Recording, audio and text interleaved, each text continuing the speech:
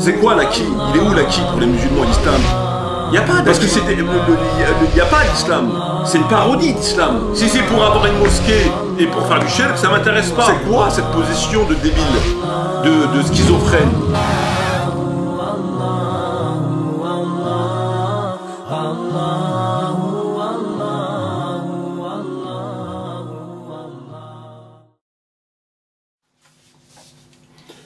أعوذ بالله من الشيطان الرجيم أعوذ بالله من الشيطان الرجيم بسم الله الرحمن الرحيم والصلاة والسلام على سيدنا محمد وعلى آله وصحبه أجمعين والسلام عليكم ورحمة الله وبركاته. Frères et sœurs, assalamu alaikum wa rahmatullahi wa barakatuh. Heureux de vous retrouver afin de partager cette nouvelle et présente vidéo qui est une vidéo exceptionnelle et c'est le moins que l'on puisse dire. Exceptionnelle dans la mesure que dans cette vidéo nous allons évoquer la question de la prière de Tarawih, as-salat al-Tarawih, et que je vais vous apporter, comme promis, la preuve, et donc la preuve irréfutable, que non seulement cette prière est une bid'a, une innovation, mais bien plus que cela, c'est surtout une innovation blâmable. Je vais vous donner la preuve de façon définitive, de façon évidente, de façon brillante, de ce que je viens vous affirmer ici. Alors, comme nous savons, j'avais déjà évoqué cette question il y a fort longtemps, j'ai rédigé 2 livres. Le premier, c'était un petit fascicule. Le deuxième, c'est un livre beaucoup plus important, écrit en français, en arabe et en anglais. Plus important puisque j'avais des éléments complémentaires à y apporter. J'ai réalisé des vidéos dans lesquelles j'ai abordé ce sujet en apportant un certain nombre d'éléments. La différence fondamentale entre ces vidéos et cette vidéo, entre des précédentes vidéos et cette vidéo, c'est que ici, cette vidéo va être relativement complète. Relativement complète pour la simple et bonne raison que j'aurais pu faire davantage.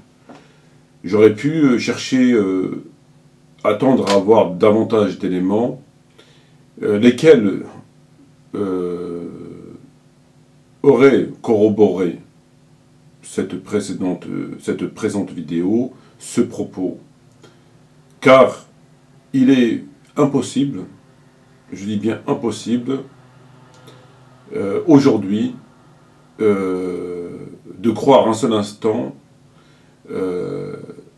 qu'il existerait des éléments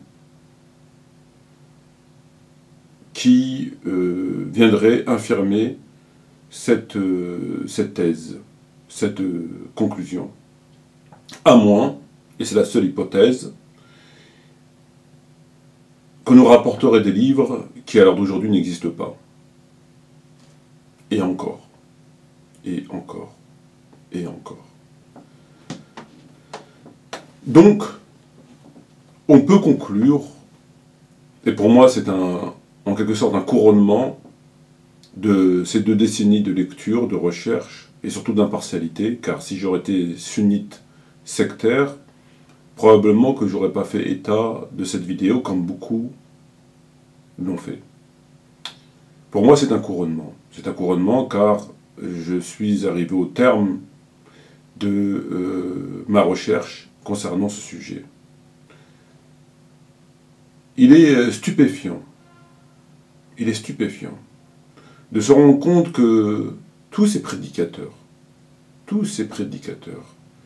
qui sont là constamment à nous débattre sur des sujets de fiqh, de Mars, de sujets qu'on a tellement, ils sont complexes, on a du mal à saisir, ne serait-ce que le sujet lui-même, sont passés à côté de cela et n'ont fait que de répéter ce qu'on leur avait dit jadis. Cela s'explique de toute évidence par le fait que ces gens, en réalité, ne lisent pas, ne sont pas des étudiants. Ce sont des gens qui apprennent des éléments, des choses élémentaires, afin de leur donner la crédibilité, une crédibilité de principe extérieur, d'image, et après, ça passe le plus quart de son temps à faire le savant. On l'a vu et on l'a revu, on l'a revu, on l'a revu sur plein de sujets. Alors, frères et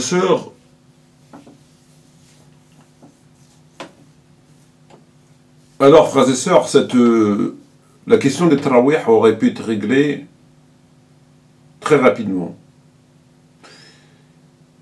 Si nous n'avions pas deux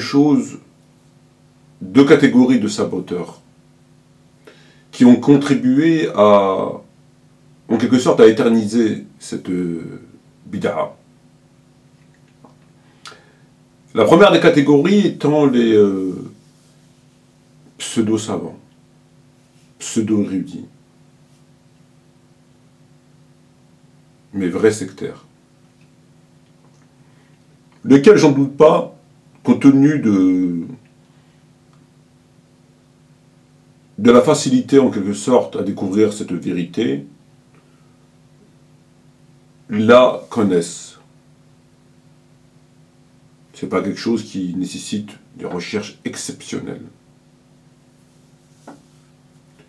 La deuxième catégorie, donc cela c'est la première catégorie de saboteurs, ceux qu'ils ont cachés, qu'ils ont occultés pour des raisons purement sectaires, puisqu'ils connaissent la vérité.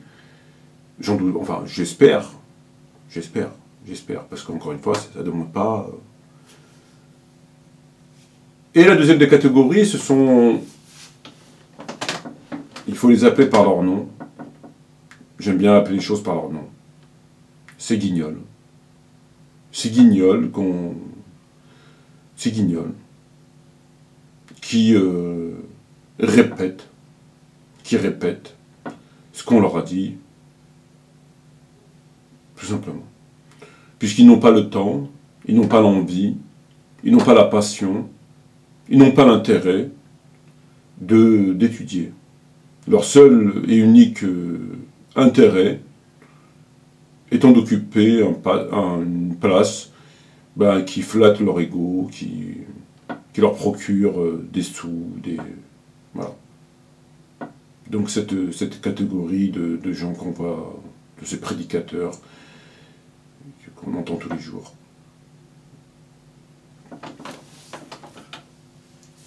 Il aurait fallu, frères et sœurs, pour mettre un terme à ce sujet, on aurait pu le régler très rapidement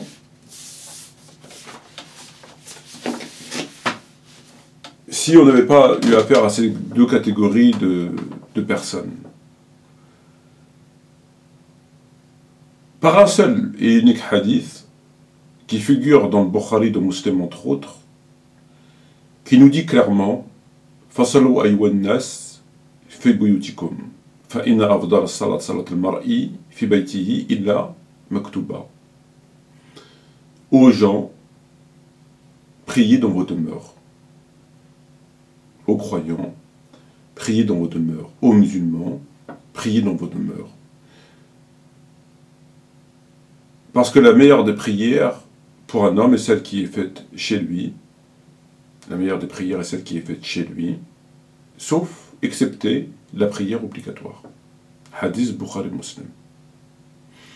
Ce hadith est dans Bukhari Muslim. Pourquoi il n'a pas été pris en compte par ces gens, puisqu'il est dans Bukhari Muslim? Alors on peut penser que ce hadith est daïf. Il ne l'est pas. Il est dans Bukhari Muslim. On peut penser que ce hadith est abrogé. Il ne l'est pas. Puisque les compagnons l'ont mis en pratique, dans la mesure où, à partir du moment où le prophète leur avait dit cela, ils ont arrêté, et que durant le califat d'Abu Bakr, il n'y avait pas de tarawih. Et c'est que durant le califat d'Omar ibn Khattab qu'on a vu l'apparition de tarawih. Donc ce hadith est nullement et aucunement et impossiblement abrogé. On peut nous dire que ce hadith ne parle pas des tarawih. Or, il parle des tarawih. Dans le texte, il s'agit bien des tarawih, puisqu'il fait état des tarawih, comme nous allons le voir. Alors, pour quelle raison il n'a pas été retenu? Il n'a pas été abrogé. Il est dans Bukhari Muslim, il parle de tarawih. Simplement, tout simplement, parce que un certain nombre de pseudo-savants, de prédicateurs sectaires, ont décidé de l'occulter, de ne pas prendre en compte, puisqu'il allait à l'encontre de leur sectarisme, simplement. Alors on peut me dire, très bien, ce hadith est clair, il parle de tarawih, des sectaires ne l'ont pas pris en compte, mais es-tu le seul, Mehmet Mamar, à l'avoir pris en compte? C'est une question logique. Eh bien non, je ne suis pas le seul à l'avoir pris en compte. L'écran l'ont pris en compte. Les vrais l'ont pris en compte. Et ils l'ont pris en compte de la même manière que moi je le prends en compte. Exactement de la même manière que nous allons le voir. Donc il aurait fallu d'un seul hadith pour mettre un terme à cette pratique. Néanmoins, à continuer à perdurer grâce à ces deux catégories de gens. Les ignorants sectaires et ceux qui ont un intérêt à ce que cette pratique perdure pour tel et tel motif. Et donc, ces deux catégories de personnes ont contribué à maintenir les musulmans dans une pratique qui est blâmable, comme nous allons le voir, qui est contraire aux propos du prophète Mohammed qui dit « Priez chez vous, priez chez vous ». Le sommaire de cette vidéo est le suivant. On nous avait dit que seuls les chiites ne faisaient pas tarawih, seuls les chiites, on nous l'a dit et répété, seuls les chiites et Mehmati. On va voir que cela est faux. On nous avait dit que concernant les tarawih, il y avait un consensus. Il y avait un consensus, puisque sunna muakkada, sunna certifié, on verra que cela est faux. On va voir comment le Sahih de Muslim a été manipulé. On verra aussi comment celui de Bukhari a été manipulé. On verra comment le livre de Tabari n'a pas été manipulé, il a été falsifié. On verra que le Sunan de Nisa'i nous explique le hadith de façon extraordinaire. On verra que l'imam al-Tahawi, une sommité sunnite, une des bases du sunnisme, que l'imam Malik, que l'imam Ibn Abi Shiba, que Shafi'i, que Bukhari nous donnent raison. Nous donnent raison. Jusqu'à preuve du contraire, ils n'étaient pas chiites. On verra que des compagnons du prophète, Mohammed ne faisait pas tarawih. Sunna muakkada pourtant. Muakkada. On verra que des tabi'in, dont entre autres le propre fils de Omar ibn Khattab, ne faisait pas tarawih. Il n'était pas chiite, j'espère. On verra comment Albani a manipulé ce sujet. Et on verra d'autres éléments parfaitement clairs concernant cette prière. On va commencer par le commencement, et avant de commencer par le commencement, je vais vous présenter les outils sur lesquels se base cette vidéo. Nous avons le premier livre qui est Kitab al-Musannaf de Abi Shiba, sommité. Le Sahih de Bukhari, qu'on ne présente plus. Le Sahih de Muslim, qu'on ne présente plus.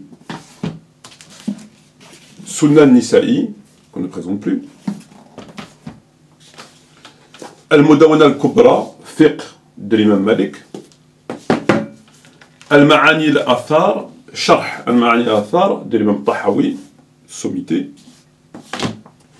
Al-Hawi al-Kabir du fiqh de l'imam Shafi'i. Et enfin, et pour terminer, Al-Muwafaqat de l'imam al-Shatibi. Du lourd et même du très lourd. Radi Allah anhum ajma'in. Voilà les gens honnêtes, les savants honnêtes, qui jusqu'à preuve du contraire n'étaient pas chiites. Qui jusqu'à preuve du contraire ne peuvent être taxés d'ignorants. Qui jusqu'à preuve du contraire sont un peu plus fiables que Albani ou que Rachid Abou Deifa, Tariq Ramadan, Hassani Hussein et j'en passe. Nous allons commencer, frères et sœurs, par le commencement. Alors, on nous avait dit que le prophète a fait At-Tarawih avec ses compagnons et qu'il avait ensuite arrêté. Il a prié avec eux et qu'ensuite il a arrêté. Il a arrêté parce que il craignait que cette prière ne devienne une obligation que les musulmans ne pourraient pas faire par la suite. Donc il a fait avec eux, il a arrêté. Se basant cela sur Bukhari Muslim. Cela constitue un pilier de leur réflexion qui a été reprise par Ibn Taymiyyah, par Albani et par tous ceux qui pratiquent le tarawih. C'est leur pilier principal, à savoir le prophète les a fait et donc c'est pas une bid'a puisque le prophète a fait tarawih avec le compagnon. Il a seulement arrêté puisque il a prié avec eux et qu'ensuite il leur a dit « J'ai arrêté parce que j'ai craint que cette prière ne devienne une obligation. » Fin de citation. De là, ils ont fait un ijtihad en les expliquant que le prophète a fait des tarawih et donc ce n'est pas une bid'a puisque le prophète les a faites et qu'il ne les a pas interdites puisqu'il a simplement dit « J'ai craint que ce soit pour une obligation ». En conclusion de quoi, c'est une sunna, il ne les a pas interdites, le prophète Mohammed est mort, et que par conséquent, cette pratique ne risque pas de devenir obligatoire, puisqu'il est mort. Et dans la mesure où il est mort, elle ne peut plus devenir obligatoire, elle ne peut plus être légiférée, et qu'on peut la faire. C'est juste une sunna. Ceux qui veulent faire tarawih la font, ceux qui ne veulent pas la faire ne la font pas. Une sunna. Dans la pratique, il en est tout autrement. Mais bon, c'est pas du tout important. Là, c'est propre aux gens et non pas au sujet en lui-même. Le comportement des gens. Alors, est-ce que cela est vrai? Est-ce que le prophète a fait tarawih avec un compagnon d'après Bukhari Muslim et qu'ensuite, il a arrêté? On va analyser ça. On va analyser cela.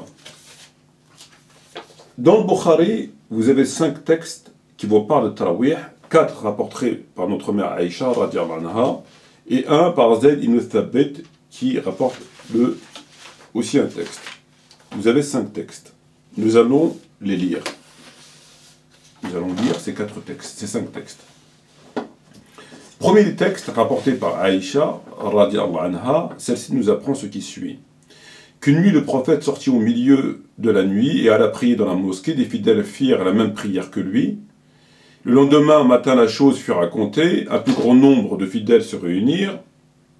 Et quand le prophète fit la prière, ils la firent avec lui. Le lendemain matin, on raconta ce qui venait de se passer. À la troisième nuit, les fidèles se trouvèrent en grand nombre à la mosquée.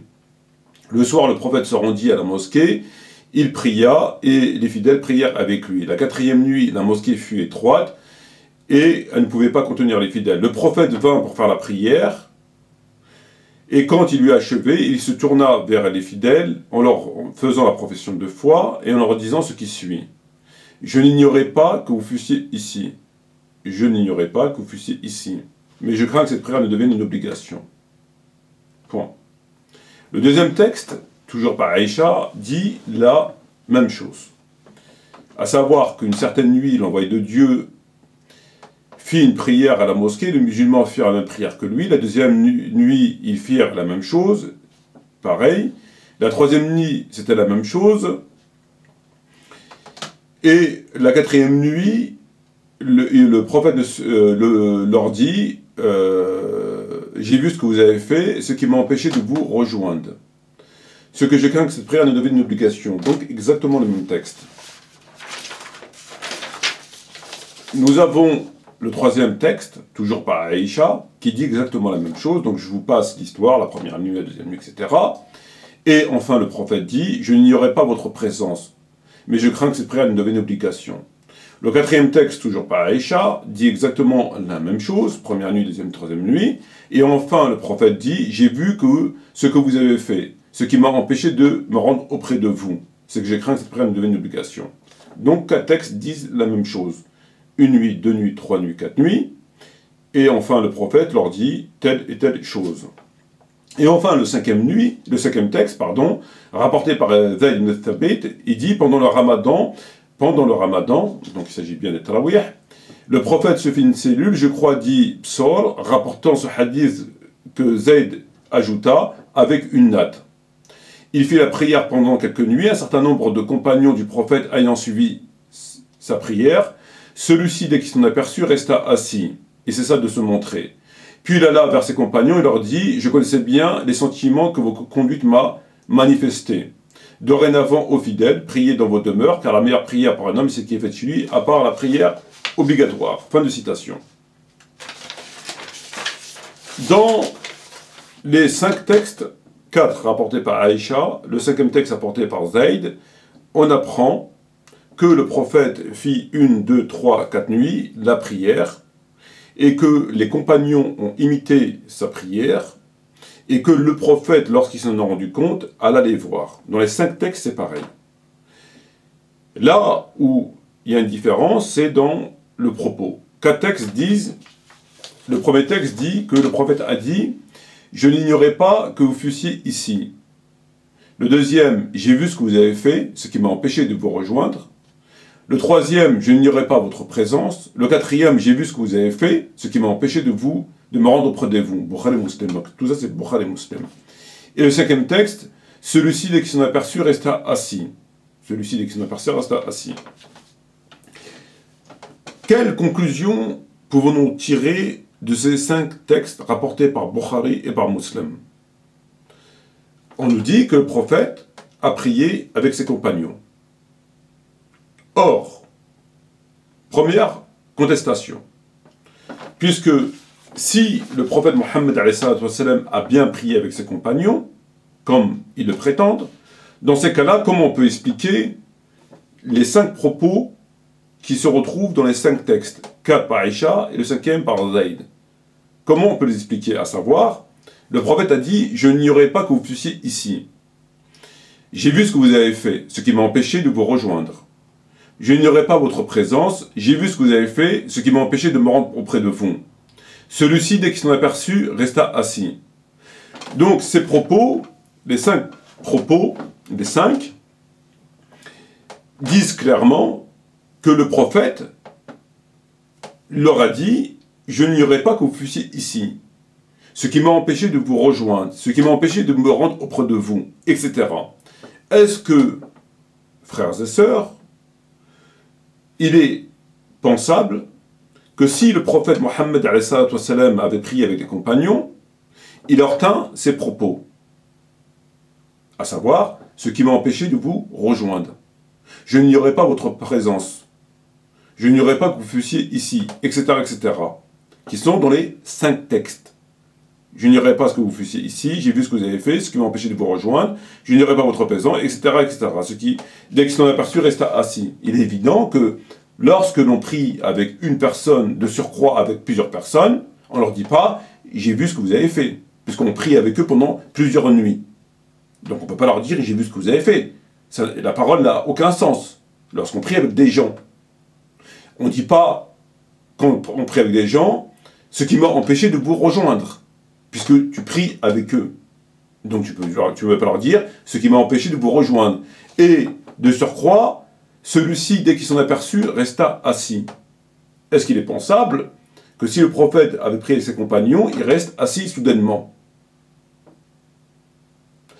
Donc, en conclusion, frères et sœurs, en langue arabe et en langue française, des 5 textes rapportés par Bukhari et par Muslim, lorsqu'on extrait les éléments fondateurs et communs de ces 5 textes, à l'unanimité, qui ne font pas divergence, on apprend que le prophète a dit « ce qui m'a empêché de prier avec vous, ce qui m'a empêché de vous rejoindre, je n'ignorais pas que vous fussiez ici, dès qu'ils s'en aperçurent resta ici », c'est que le prophète n'a pas prié avec eux. Ils ont prié avec le prophète en imitant sa prière. Ils ont imité la prière du prophète pendant 1, 2, 3, 4 nuits. Et celui-ci, lorsqu'il s'en a rendu compte, il resta assis. Il ne voulait plus se lever pour prier. Et ensuite, il leur dit « j'ai vu ce que vous avez fait, ce qui m'a empêché de vous rejoindre, etc., etc., ce que nous avons vu. » C'est clair, net et précis. Ça veut dire quoi concrètement? Ça veut dire qu'ils ont prié à son insu dans la mosquée, et non pas avec lui. Ou alors, s'ils ont prié avec lui, dans ces cas-là, qui nous explique le sens de ce propos. Est-ce qu'il est pensable que lorsque vous priez avec quelqu'un, vous lui dites « j'ai vu ce que tu as fait ». Tu restes assis, etc. C'est pas pensable. Donc, en réalité, ils ont imité sa prière. Les compagnons ont imité la prière du prophète, et celui-ci, lorsqu'ils s'en ont rendu compte, il est resté assis, et ensuite il est parti les voir en leur disant « j'ai vu ce que vous avez fait, ce qui m'a empêché de vous rejoindre, etc. etc. » C'est clair, net et précis. Premiers éléments. Première démonstration. Voilà la première démonstration, frères et sœurs. Donc, à la lecture de Bukhari et Muslim, le prophète n'a pas prié avec ses compagnons. Ils ont prié à son insu pendant 1, 2, 3, 4 nuits. Et ce qui explique les propos du prophète. Ceux qui affirment le contraire, il faut qu'ils nous expliquent les propos du prophète. Comment on peut prier avec quelqu'un et dire « j'ai vu ce que vous avez fait, ce qui m'a empêché de vous rejoindre », ce qui est écrit dans les 5 hadiths rapportés par Bukhari et par Muslim. Premier des points.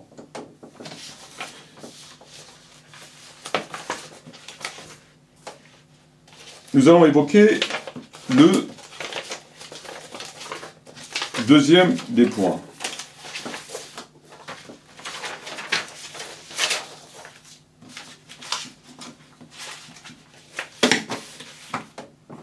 Ça, c'est le premier des points. C'est clair.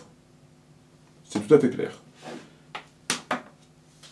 Alors, le deuxième des points que nous allons évoquer, c'est la question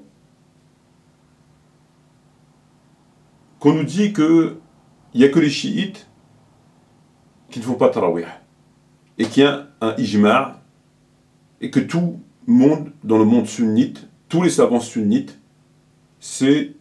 font tarawih. Il n'y a que les chiites qui contestent cette pratique, parce qu'ils n'aiment pas Omar ibn Khattab, radiallahu anhu. C'est ce qu'on nous a toujours dit, toujours. Est-ce que cela est vrai? Est-ce que c'est vrai qu'il y a un ijma' et que tous les savants étaient pour tarawih? Seuls les chiites ne font pas tarawih, les chiites et moi.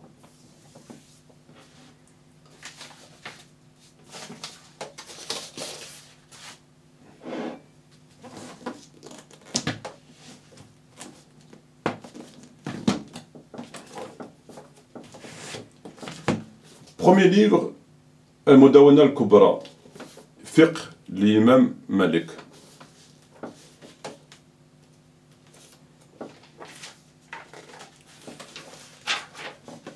Chapitre في قيام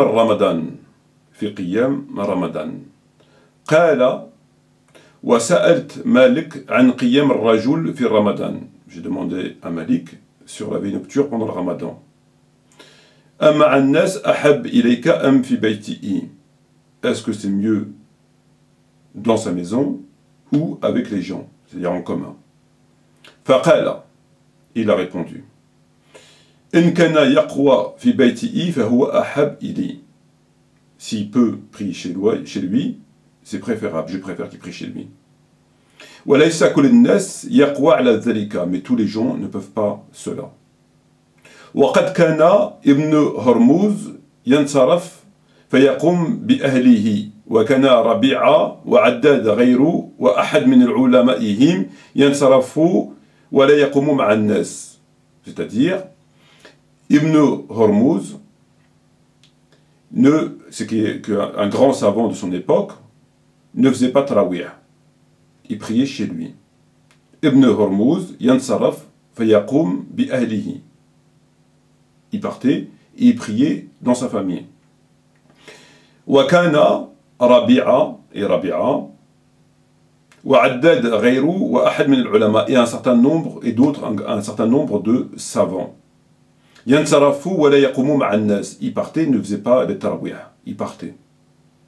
Qala, et l'imam Malik a répondu, wa anna af'al dhalika.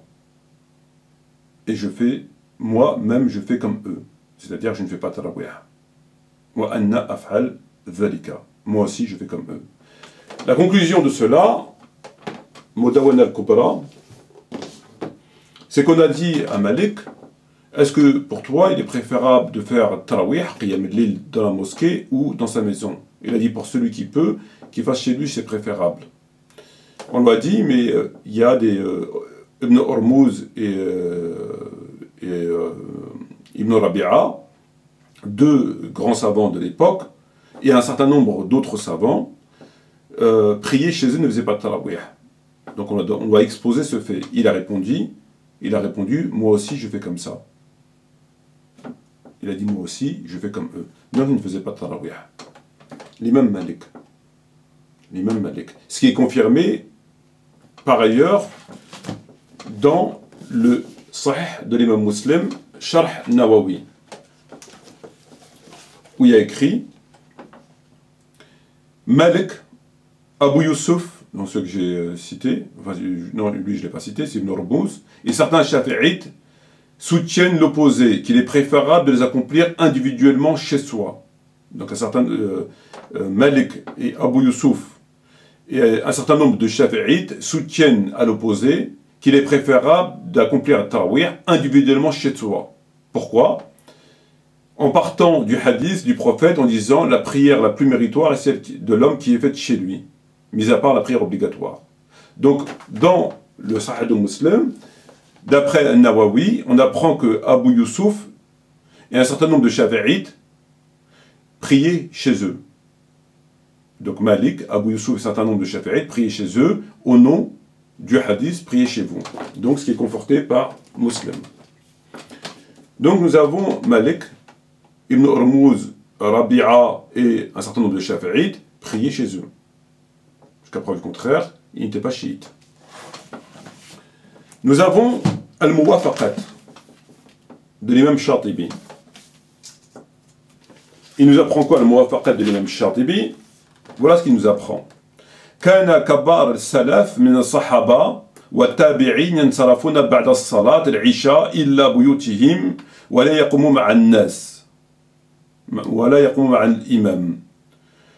Donc il nous apprend qu'un كان كبار السلف من الصحابة, parmi les anciens, les grands compagnons et les tabi'in, donc les tabi'in aussi, ينصرفون بعد الصلاة العشاء, ils partaient après la prière de l'Isha, ils partaient. إلى بيوتهم, ils partaient chez eux. ولا يقومون مع الناس ولا يقومون مع الإمام, et ils ne veillaient pas avec l'imam.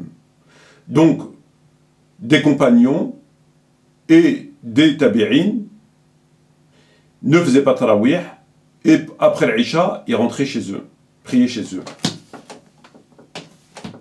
Ce qui n'est pas rien.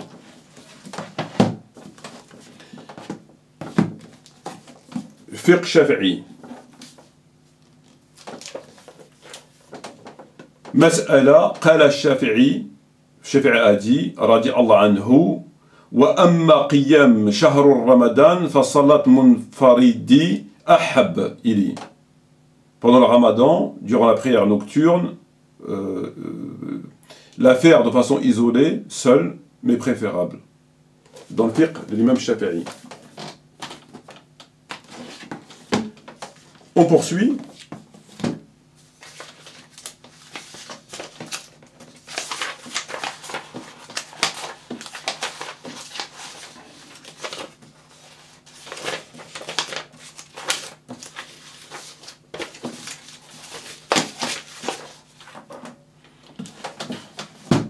On poursuit avec Al-Ma'ani al-Athar, Sharh al-Ma'ani al-Athar de l'imam Tahawi, une sommité. Qu'est-ce qu'on apprend?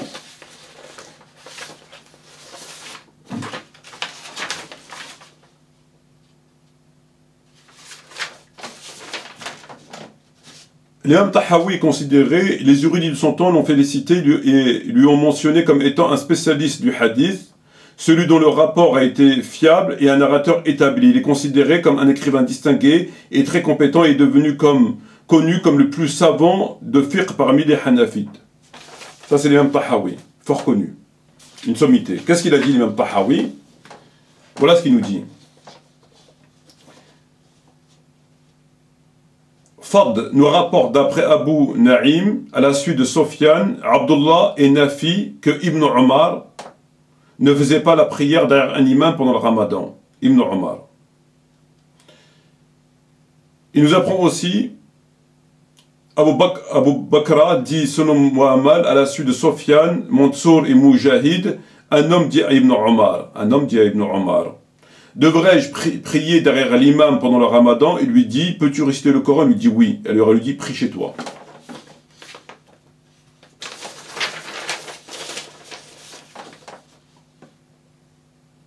Fad nous rapporte, selon Abu Naïm, à la suite de Sofiane, Abu Hamza Moghira, qu'Ibrahim a dit, si je ne connaissais que 2 sourates du Coran seulement, les répéter à mes yeux est de loin meilleur que de prier derrière un imam pendant le ramadan.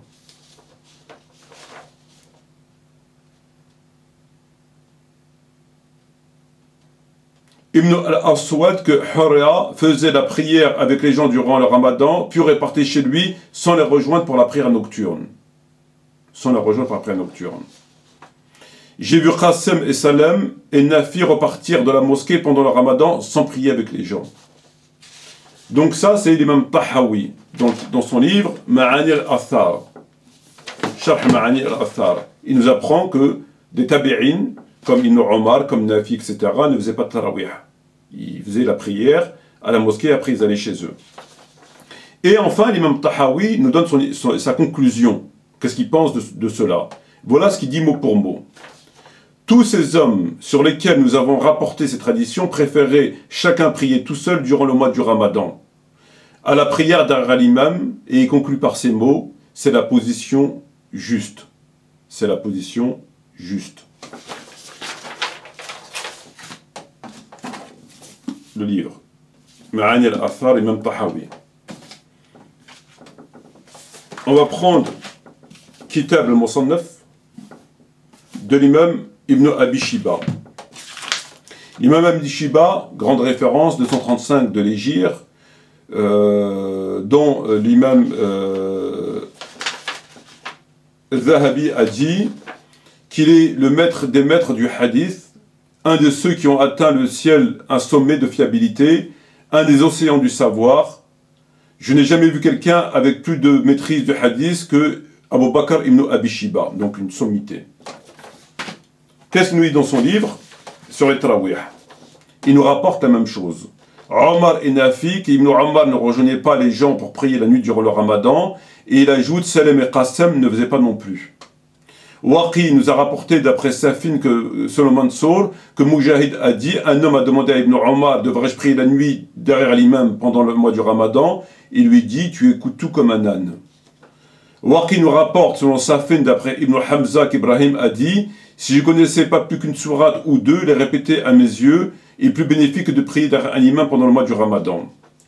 Issa ibn Yossir nous rapporte que Ibrahim guidait les prières canoniques, il guidait les prières canoniques, mais il ne les guidait plus pour les prières du Ramadan, et Al-Kama et Aswad ne le faisaient pas non plus. Il partait.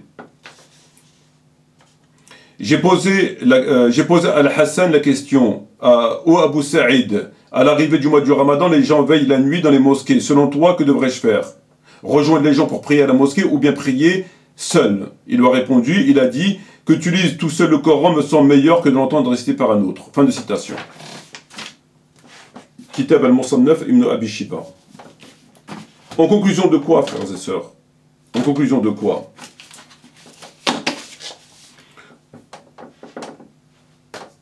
On nous dit qu'il n'y a que les chiites qui ne font pas tarawih et Medmati. On l'a vu. C'est assez étonnant pour un ijma', pour quelque chose qui fait l'unanimité. Comment ça se fait que Malik, que Shafi'i, que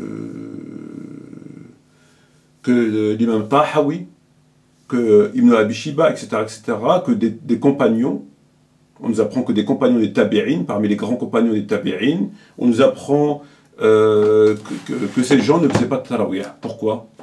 Puisque c'est une sunna muakkada. Pourquoi ils ne faisaient pas de tarawih? Et qu'ils ont dit qu'il fallait prier chez eux. Pourtant, il n'y avait pas un ijma', il n'y avait pas un consensus. Tout simplement parce qu'ils ont respecté le hadith qui dit « Fasallahu yunas fi buyutikum ». Tout simplement. Voilà la démonstration.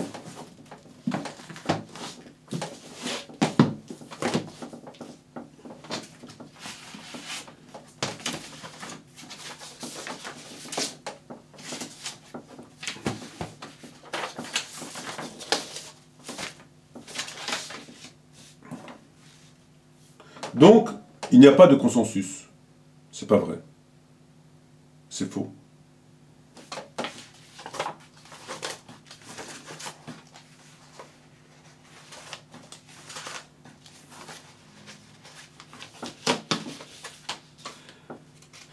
Enfin,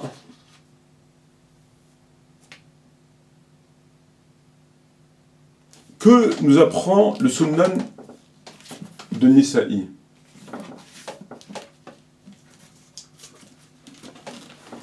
Au chapitre Kitab Qiyam Layl, nous avons le numéro 1596 qui parle de Tarawih. Et là, nous avons la preuve que le hadith sur lequel se basent les gens qui considèrent que le prophète n'a jamais interdit de Tarawih, il a simplement craint que ça devienne une obligation, est un hadith, comme j'ai toujours dit, amputé. Puisque là, nous l'avons complet. Nous l'avons complet. Voilà ce qu'on trouve dans le hadith.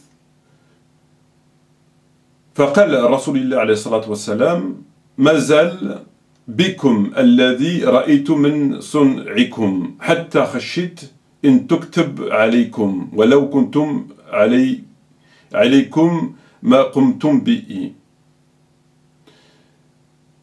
Donc, là, nous avons le hadith où le prophète dit ما زال بكم الذي رأيت من صنعكم حتى خشيت أن يكتب عليكم ولو كتب عليكم ما قمتم به. J'ai vu ce que vous avez fait, etc. Mais je crains que cette prière ne vous soit prescrite et que vous ne pourrez pas la faire. Fin de citation. Donc c'est un hadith que on trouve dans Bukhari Muslim et que eux se basent pour dire que il n'a pas interdit, il a simplement dit ça. C'est bien celui-là. Mais là, il y a un problème. Puisque dans l'ouvrage, le hadith n'est pas fini. Nous avons la suite. Et la suite, c'est quoi? فَصَلُّوا أَيُّهَا النَّاسُ فِي بُيُوتِكُمْ فَإِنَّ أَفْضَلَ الصَّلَاةِ صَلَاةُ الْمَرْءِ فِي بَيْتِهِ إِلَّا الصَّلَاةُ الْمَكْتُوبَةِ. Il est là le hadith. Il est là. Donc je donnerai au frère, Inch'Allah, qui fera un scan. Conclusion de cela, frères et sœurs, c'est que nous avons le hadith qui est dans Bukhari et dans Muslim, où le prophète s'arrête en disant « J'ai vu ce que vous avez fait, ce qui m'a empêché de vous rejoindre, c'est que j'ai craint que cette prière ne devienne obligatoire, que vous ne puissiez pas la faire. Eux, ils s'appuient sur ça dans leur ijtihad, en disant que le prophète ne l'a pas interdite, il a simplement craint qu'elle ne devienne une obligation. C'est l'ijtihad de tous ceux qui prétendent cela, en se basant sur Bukhari et Muslim. Or, dans Nisa'i, ce hadith n'est pas fini. Il continue. Dorénavant, ça veut dire quoi concrètement? Ça veut dire que, comme je l'ai toujours dit, et alors que je n'avais pas vu encore cette preuve, c'est que ce hadith est amputé. Puisque eux, ils ont fait l'ijtihad en s'arrêtant sur la moitié du texte. Ils s'arrêtent sur la moitié du texte. Mais le texte n'est pas fini. Le texte continue. Et donc, l'ijtihad qu'on doit faire, c'est sur l'intégralité du texte. Et il dit le texte en intégralité, Fasalou ayounas buyutikum. Mais eux, ils ont pris que la moitié.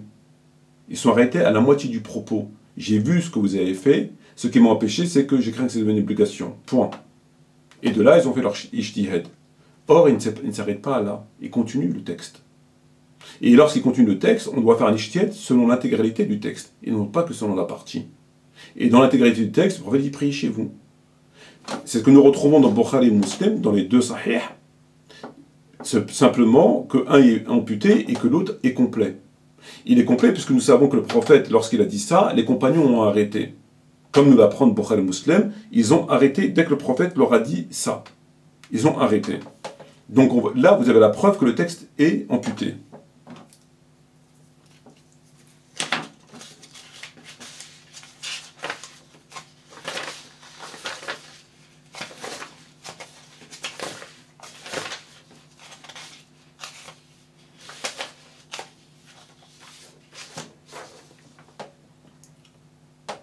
Cela confirme selon la majorité que la prière de Tarawih est recommandable. Cependant, Malik Abu Youssef et certains Shafi'ites disent ce qui est préférable est d'accomplir cette prière seul.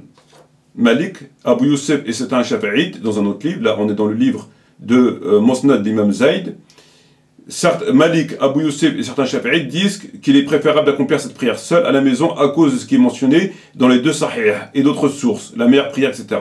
Donc confirmé par un autre ouvrage.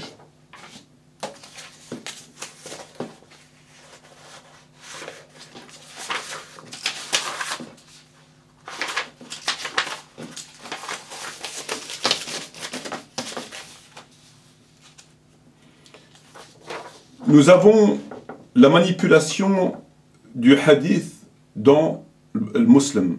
La manipulation du hadith. Pourquoi? Lorsque vous prenez le Sahih de Muslim, Dar al-Kutub al-Almiya, vous pourrez lire ce qui suit. Dans le Sahih de Muslim.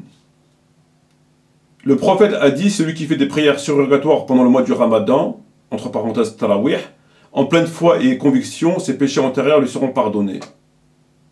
Donc c'est un hadith fort connu. Celui qui fait la prière surrogatoire pendant le Ramadan, en pleine foi et conviction, ses péchés antérieurs seront pardonnés. Et eux, ils ont mis entre parenthèses Tarawih. Or, le hadith ne parle pas de Tarawih. Il parle de la personne qui veille le qiyam al-lil pendant le Ramadan. Il ne parle pas de Tarawih, puisque ce terme n'existait pas à l'époque du prophète. Et comme on le sait, le prophète a dit priez chez vous, etc., etc. Et eux, ils l'ont mis entre parenthèses. Ce qui fait croire aux lecteurs qui ne maîtrisent pas la question que, entre parenthèses, Tarawih, c'est vrai. Or, c'est pas vrai. Puisque dans le texte, il n'y a pas Tarawih. Le prophète a dit celui qui veille pendant le Ramadan. Mais il n'a pas dit celui qui fait Tarawih. Il n'a pas dit d'aller à la mosquée. Puisque par ailleurs, il le dit clairement de prier chez soi. Donc en réalité, il s'agit de Qiyam Lil, et non pas de Tarawih, ce qui est tout à fait différent. Nous avons dit que le Bukhari a été manipulé.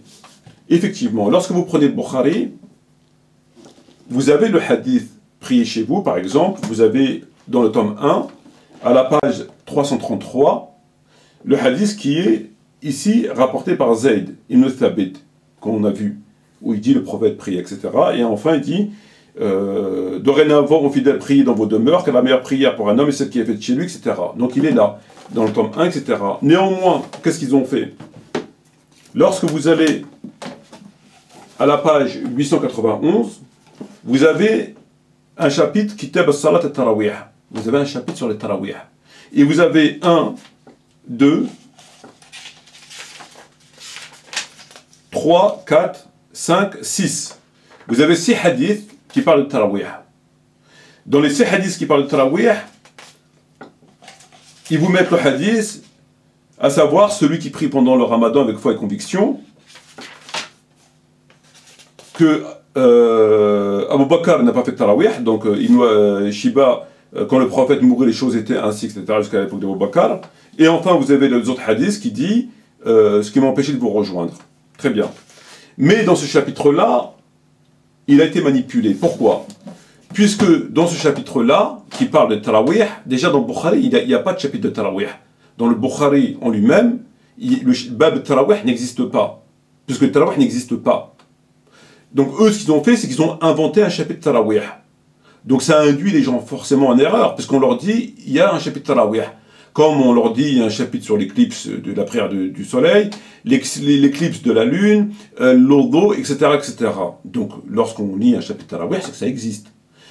Ça, c'est la première manipulation. La deuxième manipulation, c'est que dans le chapitre, il n'y a pas le hadith qui dit « priez chez vous ». Il n'est pas dedans. Ils l'ont enlevé.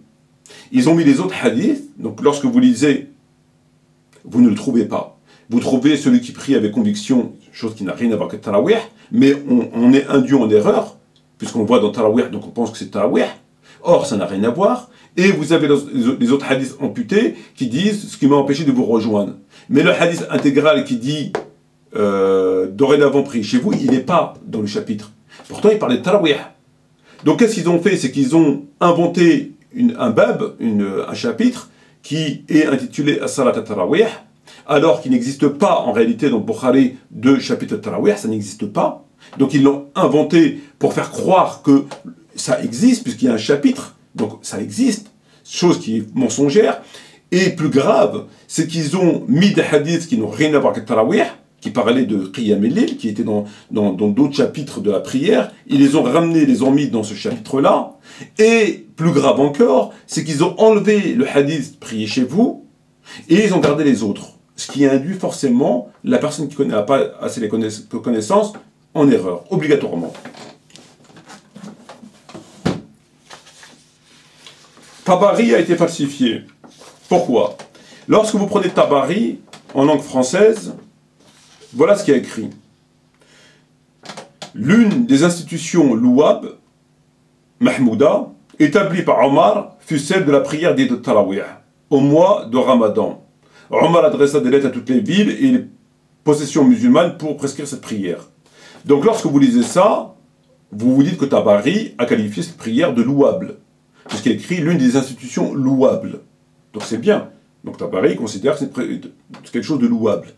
Tabari, édition d'Art et les Heures claires, page 541. Mais lorsque vous prenez Tabari en arabe, donc Tabari, Dar al-Kutub al-Almiya, page 569-570, on lit quoi? Omar, et c'est lui, Omar, qui est le premier à rassembler les gens sous la direction d'un seul imam pour accomplir la prière de Tarawih durant le mois du Ramadan. Il adressa les lettres à toutes les villes des possessions musulmanes pour leur ordonner d'agir ainsi, etc.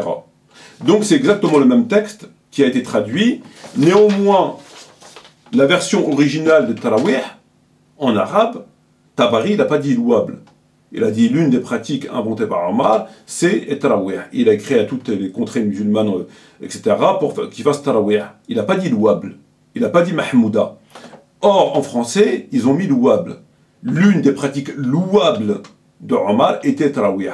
Donc, ils ont manipulé le texte, ils ont falsifié le texte de l'intérieur pour faire croire que Tabari a qualifié cette pratique de louable, alors qu'elle n'est pas louable. Tabari, il n'a pas dit ça. Il a dit l'une des pratiques, tout simplement. Il n'a pas porté de jugement sur la question. Or, ils nous font croire qu'il a porté un jugement en la qualifiant de louable. Ce qui est une falsification, on attribue à Tabari une chose qu'il n'a pas dite.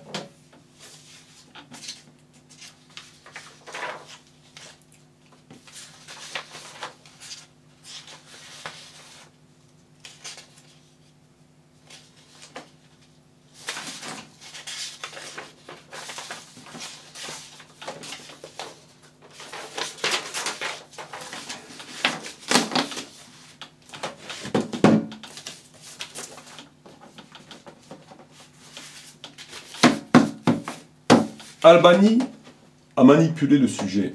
Ici, on a traduit le livre d'Albani, qui s'appelle As-Salat Tarawih. C'est un fascicule. On l'a intégralement. Il est là. On l'a traduit.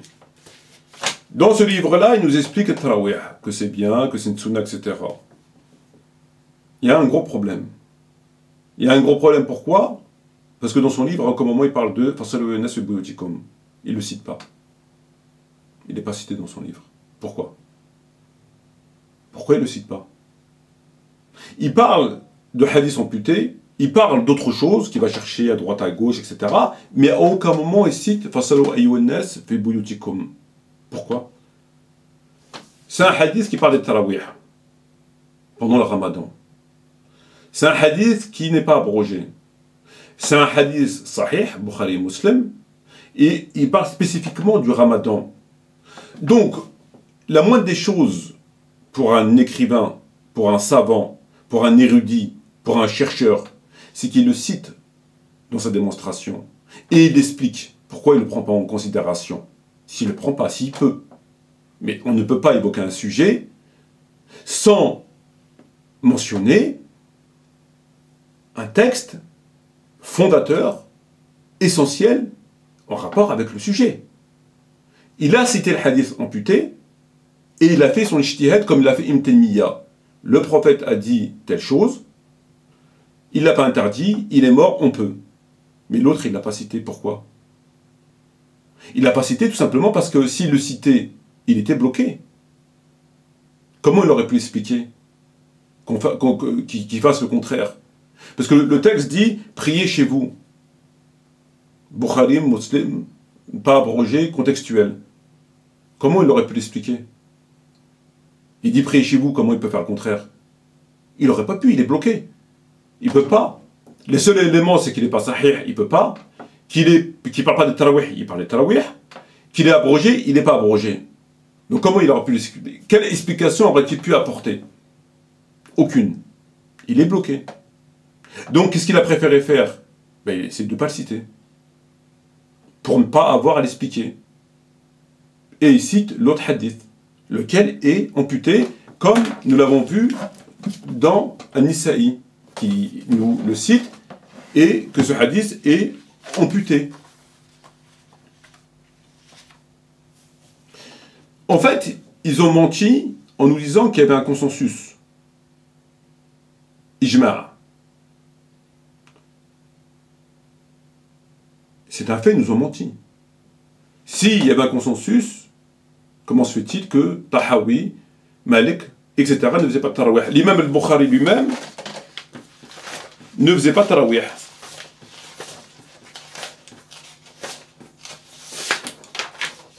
Dans son livre, dans le livre de Sira sur Bukhari, donc qui va apparaître sur l'écran, Inch'Allah, on apprend ce qui suit.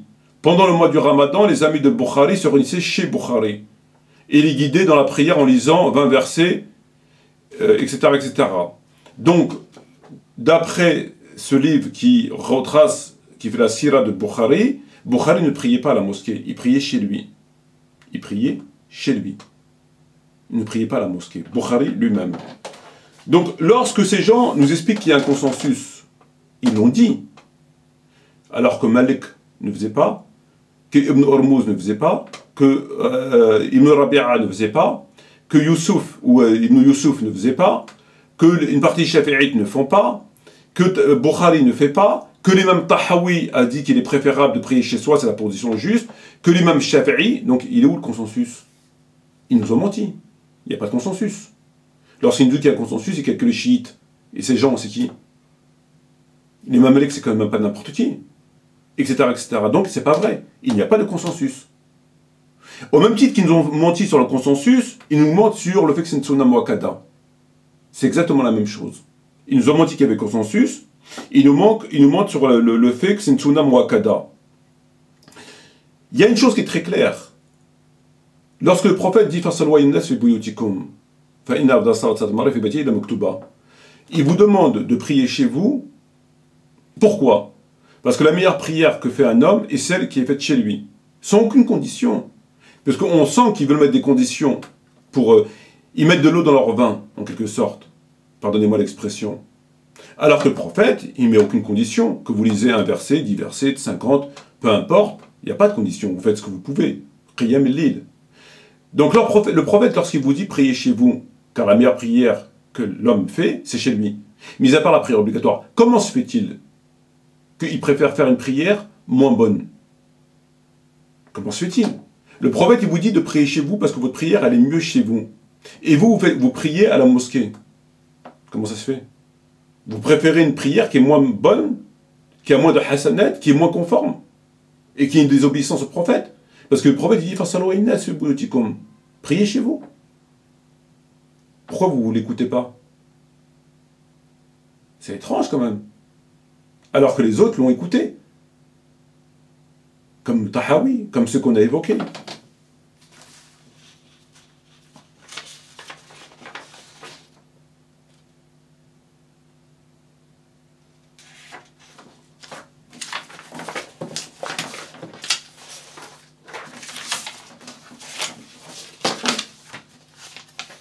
En fait, ils se sont basés, ces gens se sont basés sur ce hadith. J'ai vu ce que vous avez fait, ce qui m'a empêché de vous rejoindre, c'est que j'ai craint que cette prière ne devienne une obligation pour vous. Bukhari, Muslim. C'est ce hadith qui leur sert d'ijtihad. Or, ce hadith, il est amputé, comme on l'a vu dans le Nisaï. Le vrai hadith, qui n'est pas amputé, c'est « J'ai vu ce que vous avez fait, vous devez faire la prière chez vous. » Car la meilleure prière pour un homme, c'est ce qui est fait chez lui, à part la prière obligatoire. C'est ce hadith-là sur lequel il fallait se baser et faire l'ijtihad. Mais vraisemblablement, ils l'ont complètement occulté. Ce hadith n'avait jamais été cité. Ils citent constamment l'autre. Et celui-là, ils font comme s'il n'existait pas.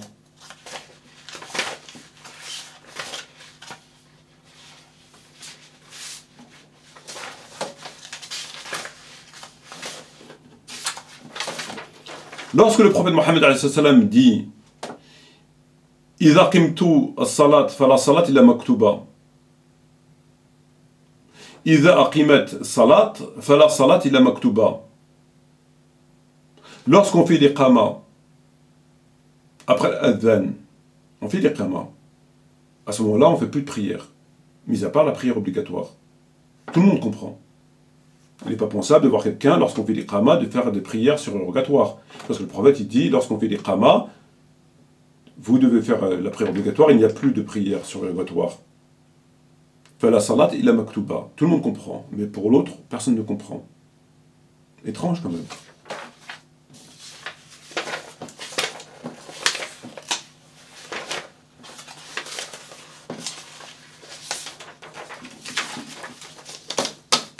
Un exemple de hadith amputé.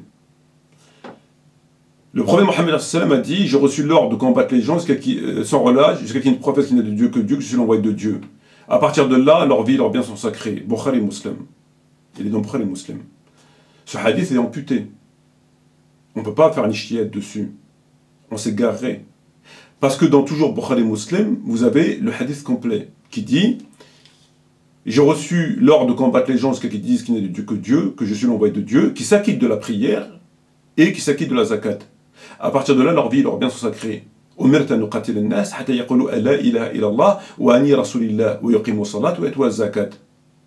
non pas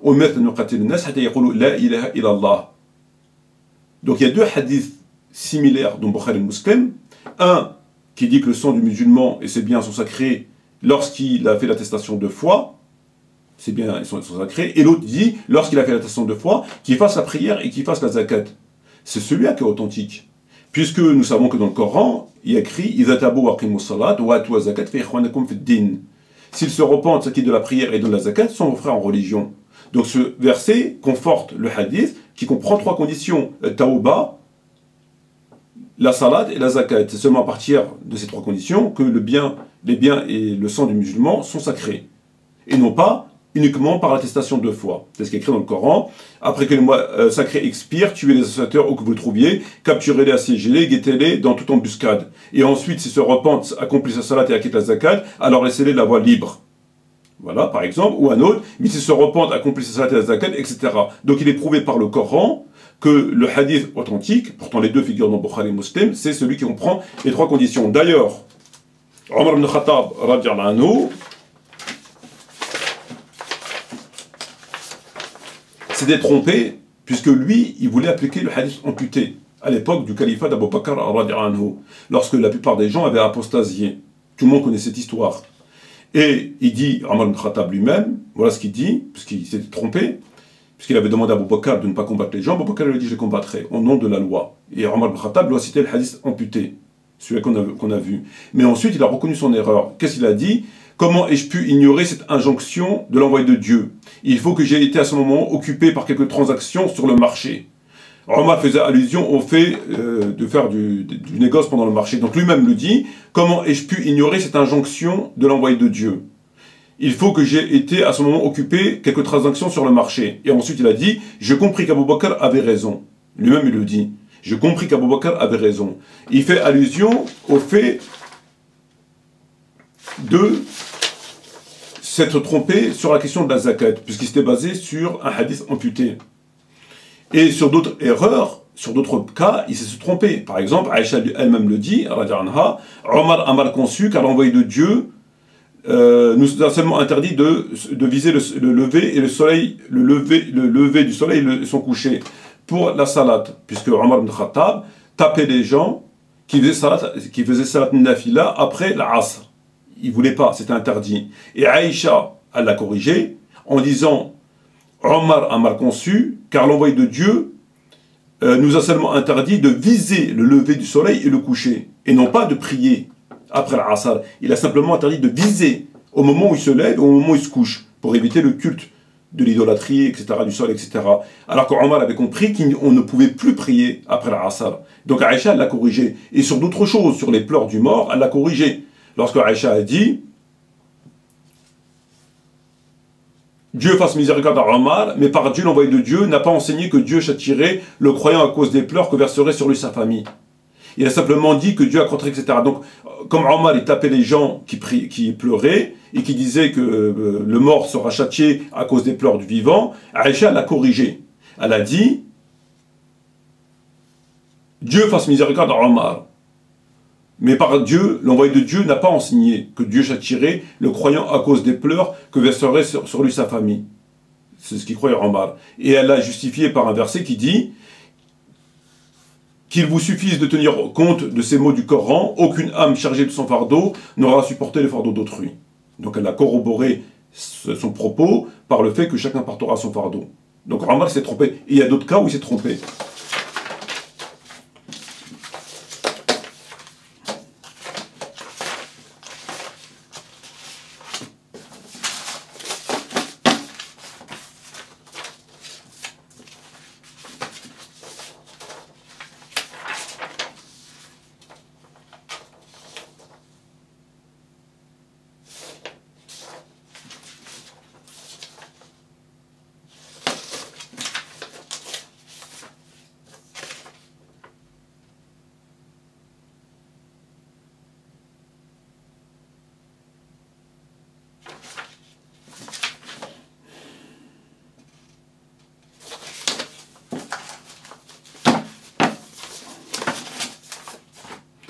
Donc, voilà pour la question des tarawih. Il est clair et évident, sans l'ombre d'un doute possible, que la situation se présente ainsi, et pour terminer la vidéo, nous avons les vrais savants, qui datent d'une certaine époque, lesquels ont dénoncé cette innovation et ont pris position contre le tarawih. C'est clair. Tahawi, Bukhari, Malik, Shafi'i, etc., etc. C'est très clair. Vous avez d'autres savants qui sont venus après, comme Albani et d'autres, qui, eux, ont caché cette contestation. Ils l'ont caché. Et par une magouille des textes, ils ont fait croire aux gens qu'en fait compte, il y avait un consensus, Ijma', que seuls les chiites ne faisaient pas de tarawih, et moi, et qu'il y avait tous les savants qui faisaient tarawih, tout le monde faisait tarawih, c'est sunna mu'akkada, sunna confirmée, par une manipulation des textes, comme j'ai expliqué, hadith amputé, Un, ils ont fait croire que le prophète avait prié avec ses compagnons. Or, à l'analyse des textes, on voit à chaque fois que le prophète dit « J'ai vu ce que vous avez fait, ce qui m'a empêché de vous rejoindre », il resta assis. Il faudrait qu'on nous explique comment, lorsqu'on prie avec quelqu'un, on se comporte de cette façon et on tient ses propos, ce qui est impossible. Ils ont prié à son insu. Qad ra'it alladhi sun'atikum. J'ai vu ce que vous avez fait. Et dans tous les textes, il y a écrit ça. J'ai vu ce que vous avez fait. Donc, ça, c'est un fait établi par Bukhari et par Muslim. Ils ont prié à son insu. Lorsqu'ils s'en ont rendu compte, il s'est comporté de cette façon. Premier point. Deuxième des points, il leur a dit arrêtez. Non pas parce que je crains que ce soit une obligation, que ça devienne une obligation, parce que ce hadith est un hadith amputé. Et il continue le propos du prophète et il leur dit d'arrêter et de prier chez soi. J'ai vu ce que vous avez fait, ce qui m'a empêché de vous rejoindre, mais dorénavant, priez chez vous. Et eux, qu'est-ce qu'ils ont fait? Ils sont arrêtés au milieu de hadith, ils ont pris le hadith amputé, ils ont fait un ijtihad. Or, le hadith intégral était clair. Et c'est sur celui-là qu'il fallait baser sur le ijtihad. Et lorsqu'on se base en faisant un ijtihad sur celui-là, on ne peut plus rien dire. Parce qu'on est obligé d'exécuter, priez chez vous. Celui-là, ils l'ont caché. Ils l'ont caché. Il n'est pas dans le livre d'Al-Albani. Et à l'époque, il n'existait nulle part. Personne n'en parlait. Il prenait tout le temps celui-là. Et tout le temps, comme il a fait Ibn Taymiyyah et d'autres, ce hadith, il n'a pas interdit. Il a prié avec eux. Il n'a pas interdit. Il a simplement dit ça. Et on peut le faire parce qu'il est mort. Voilà leur base de l'ijtihad. Complètement mensongère. Puisqu'il n'a pas prié avec eux, et sinon il faut qu'on explique le sujet, et qu'on ne se base pas sur un hadith amputé comme sur la prière et la zakat, puisque le prophète a dit « priez chez vous ». Donc complètement faux. Et ensuite, ils nous ont brouillé avec une histoire de consensus, qui de toute évidence n'existe pas, puisqu'on a vu l'avis de Malik. Shatibi qui nous explique que des compagnons et des tabi'in ne faisaient pas tarawih, Ibn Omar, Nafi, Bukhari, Tahawi, il est où le consensus? Tout ça, ils l'ont caché. Tout ça, ils l'ont caché. Et ils vont accuser les chiites. Donc, en fait, compte, l'arnaque, elle est où? L'arnaque, elle est que les vrais sunnites honnêtes, ils l'ont dénoncé. Ils ne faisaient pas tarawih au nom de ce hadith. Et que les savants, ensuite, corrompus et sectaires, ont caché ces textes pour faire croire qu'il y avait consensus.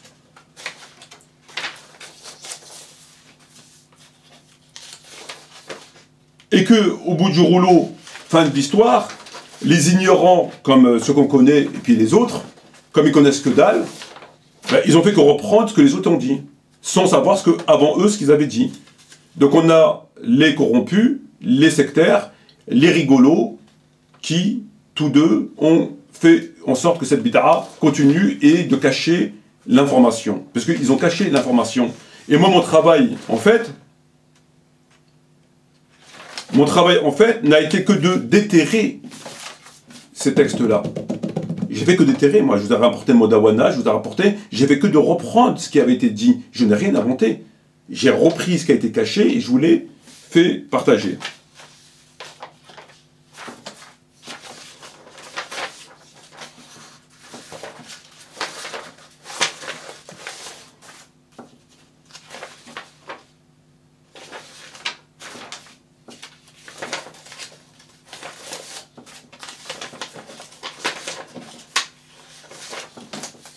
Et c'est pour ça que on apprend dans le Bukhari et Muslim que lorsque le prophète a tenu ses propos face à l'Oyaounas fi buyutikum, lorsqu'on lit Bukhari et Muslim, qu'est-ce qu'on trouve? Les choses en sont restées à cet état, sont restées ainsi. C'est-à-dire que lorsque le prophète a dit ça, on n'a plus entendu parler de cette volonté de prier pendant la mosquée. Il dit ils sont restés ainsi jusqu'au califat de Omar ibn Khattab. Ça veut dire que les compagnons, quand ils ont entendu face à l'Oyaounas fi buyutikum, ils ont arrêté. Ils ont compris comme moi je comprends. Ils ont compris comme l'imam Malik a compris. Ils ont compris comme l'imam Shatibi. Ils ont compris comme l'imam Tahawi. Ils ont compris comme Bukhari. Ils ont compris comme tous ces saints. Ils ont très bien compris. C'est pour ça que dans Bukhari, le texte est très clair, je l'avais sous la main. Il nous dit que c'est resté comme ça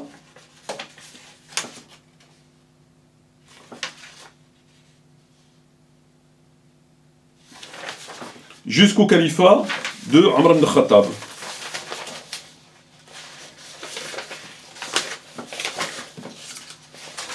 On va essayer de le retrouver vite fait pour terminer la vidéo.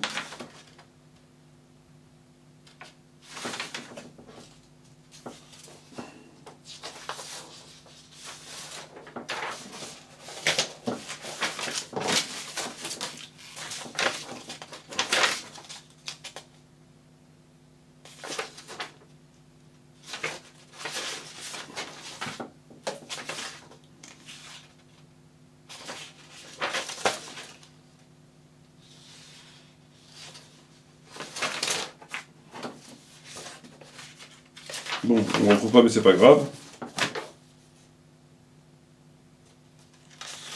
Voilà. Quand le prophète mourut, les choses étaient dans le même état. Quand le prophète il est mort, les choses étaient dans le même état. C'est-à-dire que les choses elles sont restées comme ça jusqu'au califat de Omar ibn Khattab radiyallahu anhu. C'est que les compagnons avaient compris tout ça. C'est pour ça qu'ils ont arrêté. Donc, fin mot de l'histoire, frère. C'est que on nous a caché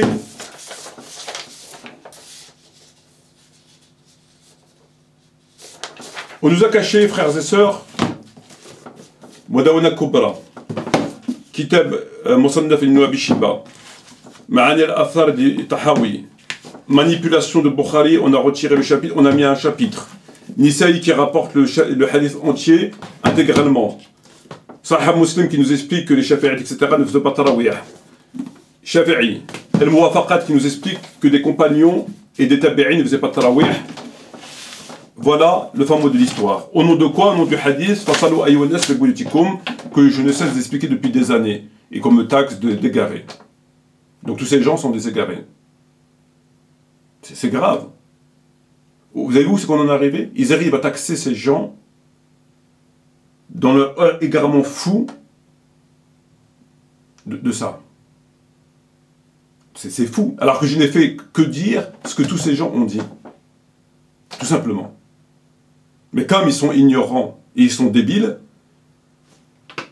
ils taxent ces gens. Donc des compagnons étaient des chiites égarés, Ibn Omar était un chiite égaré, Bukhari était égaré, Malik était égaré, Shafi'i était égaré, Ibn Urmuz était égaré, Ibn Rabi'a était égaré, Ibn Yunus était égaré, Ibn Shiba était égaré, l'imam al-Tahawi, il a dit c'est la position juste. Nous avons rapporté les récits de ceux qui faisaient pas tarawih et c'est la position juste.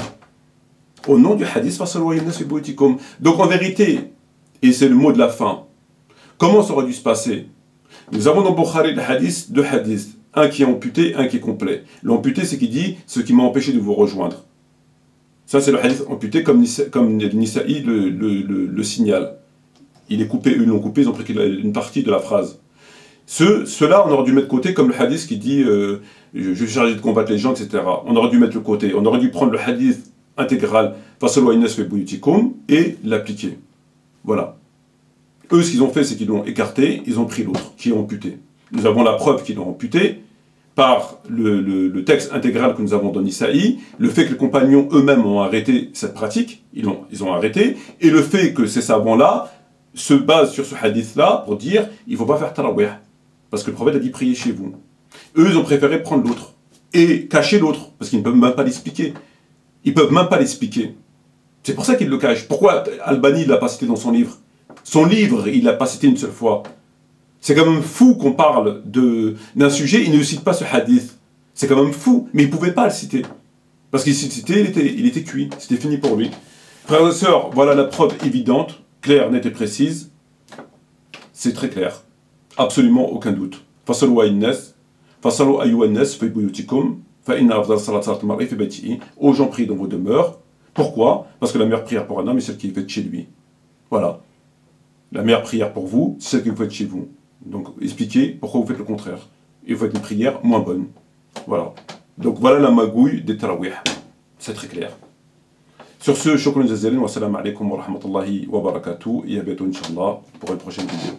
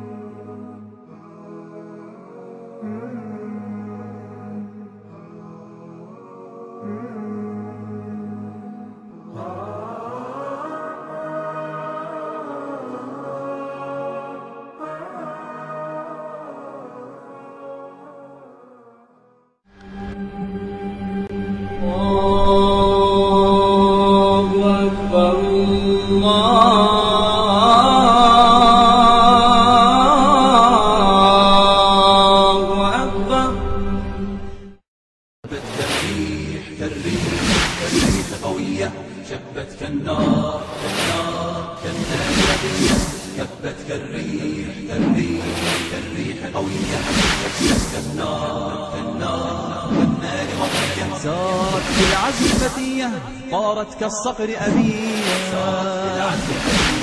طارت كالصقر أبية أهلا قافلتي المهنية شبت كالريح قوية شبت كالنار وضية شبت كالريح